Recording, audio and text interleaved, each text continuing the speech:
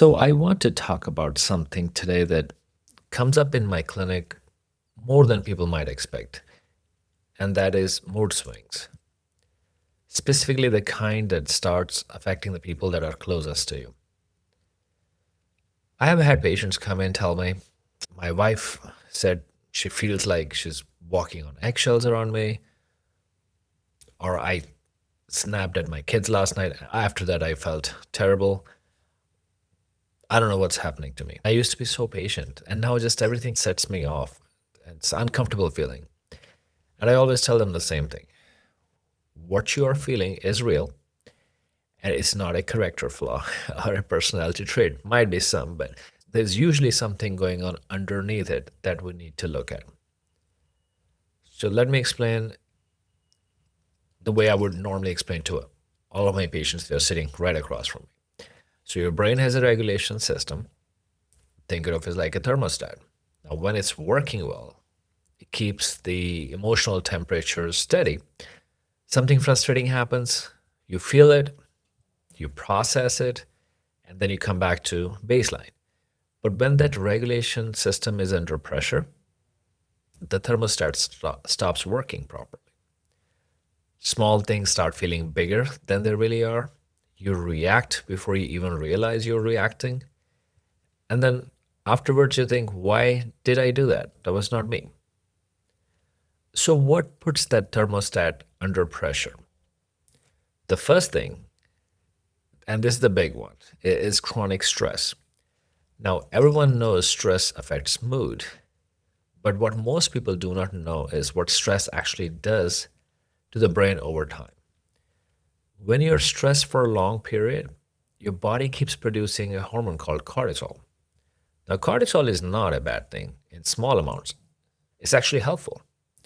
It helps you stay alert, helps you respond to challenges, but when it stays elevated chronically for weeks and months, that's when it starts affecting a very specific part of our brain called the prefrontal cortex.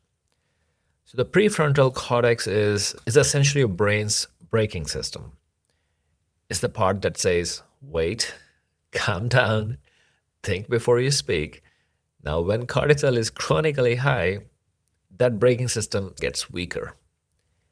And at the same time, another part of our brain called the amygdala, which is the alarm system, it becomes more sensitive. So now you have a weaker brake and a hair trigger alarm. Now, result of that combination is exactly what people describe when they're talking about mood swings. Reactions that come too fast, too strong, and just feel impossible to stop. Now, the second thing that drives mood instability, and actually this surprises a lot of people, is sleep. Not just the amount of sleep, but the quality of it. During deep sleep, your brain actually processes the emotional experiences of the day. It files things away, resets your stress response, recalibrates the nervous system. So you wake up with a fresh baseline. Now, when that process gets disrupted, whether because you're not sleeping enough or because the sleep is fragmented, you are carrying the emotional weight of the previous day into the next one and to the next one. And it gradually starts building up. Now, I had patients who noticed significant improvement in their mood just from fixing their sleep. So before we changed anything else, because the brain finally got the reset it had been missing. The third factor is something called inflammation. And I know that word usually makes people think like of a swollen ankle, maybe a sore joint, but this is a type of inflammation that happens inside our body at a low level and has a direct effect on our brain. Now, when the body is in a state of chronic low grade inflammation, it produces a lot of signals that interfere with the brain's ability to regulate mood. Specifically, it disrupts the production and function of many neurotransmitters like serotonin, dopamine, and these are the chemicals that brain uses to maintain emotional stability. The third factor is inflammation. And I know that word usually makes people think of a swollen ankle, maybe a sore joint, but there's a type of inflammation that happens deep inside our bodies at a lower level, and it directly affects our brain. When the body is in a state of chronic, low grade inflammation, it produces signals. They interfere with the brain's ability to regulate mood. Specifically, disrupts the production of neurotransmitters, not just the production, but also the function of neurotransmitters. For example, serotonin, dopamine. So these are the chemicals brain uses to maintain emotional stability. Now, what drives this kind of inflammation? So think of processed food, poor gut health, lack of movement, is being a couch potato, a lot of drinking, chronic stress. Gut is a big part of it, right? Because the bacteria in our gut are the one that are making the serotonin hormone, and then it's traveling up our blood-brain barrier. So healthy gut equals healthy mind in most cases. Now, when a patient comes to me with mood swings that are affecting their relationships, I'm not just asking about their emotions. I'm asking about their sleep. How are you sleeping? What are you eating? How long have you been under this sort of stress or pressure? The longer they have been under, the longer it'll take to recover. We're looking at blood work for inflammatory markers like ESR, C-reactive protein, interleukin level. We're looking at blood sugar patterns, checking nutrients like magnesium, B vitamins, vitamin D, because nutritional deficiencies are so common these days. We live in a toxic, polluted world. Our food quality is terrible. And these nutritional deficiencies have a direct and measurable effect on how the brain regulates mood. And very often, what I find is it's not just one thing. It's just tiny things that are just quietly building over, and the chronic stress is just slowly wearing down the brain's braking system. Poor sleep, it prevents a reset, inflammation builds over, the neurotransmitter gets messed up, and all of that leads to is someone who looks like they've lost control of their emotional system completely. And honestly, I was exactly like that several years back. So what can be done? Now, as doctors, the first instinct we always have is write a prescription. That's how we all have been trained, unfortunately. There's a lot of stress on writing prescriptions, but not enough on understanding the deeper physiology. Now, we're not like that, but in a lot of medical settings, anything related to mood equals a prescription for a medication for anxiety or depression. Now, there are absolutely situations, don't get me wrong, there are situations where medications are needed and are actually helpful. But I just don't believe that's the first thing we need to do is, oh, you're anxious, here is a Xanax. You are depressed, here is some Zoloft. So I think there's other things we need to try before we put somebody or we commit somebody on long-term medications. Because the medications, all they do is they address just the symptoms, the mood at the surface level, but they're not correcting anything related downstream, like root cause medicine. That's what I'm interested in. We don't want to cover the symptoms. We want to fix the underlying issues that's happening. So that way we can regulate our own stress and we don't need something external to feel okay. So here is what we actually do and how we start. So first thing we look at is sleep. Really look at it, not just how many hours, what is disrupting the quality, what time somebody's going to bed, what time are they waking up, are they having any nightmares, what kind of dreams they're having. Checking cortisol level. Is the cortisol too high in the evening when it naturally should be coming down? Is the blood sugar dropping in the middle of the night and pulling somebody out of their deep sleep? Is there an underlying issue affecting whether the sleep actually is regenerating that person?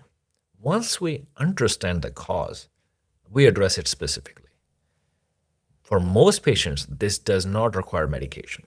It requires understanding what the body needs and providing that.